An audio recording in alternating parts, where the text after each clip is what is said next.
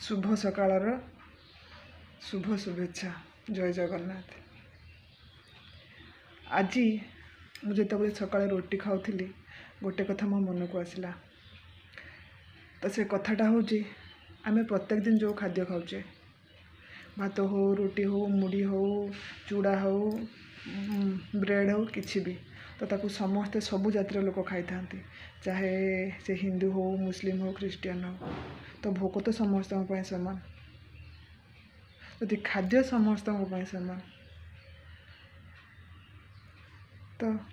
जाति कौटू आसूची तो सही खाद्य को तो समस्ते खाऊँ हिंदू भी खाऊँ मुस्लिम खाऊँ क्रिश्चियन खाऊँ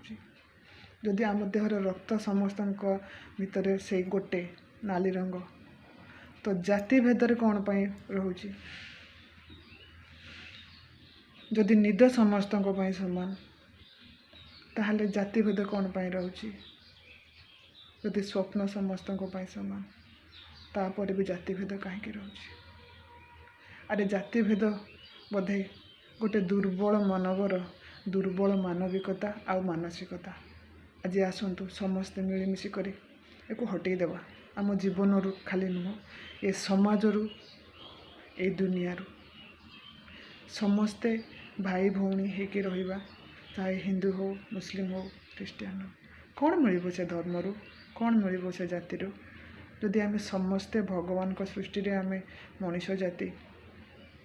तो आम भितर जाति कौन पे रहिबो तो भगवान सृष्टि तो केवल दुईटा जाति ना गोटे है पुरुष जाति आ गोटे है नारी जाति जनक बिना आउ जड़े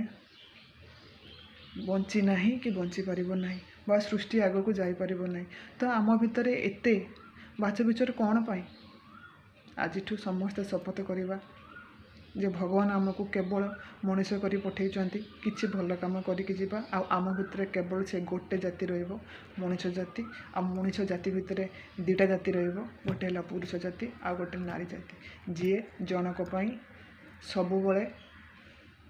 परिपूरक जनक बिना जनकर स्थिति केबे संभव नुहे। रही नमस्कार। जय जगन्नाथ।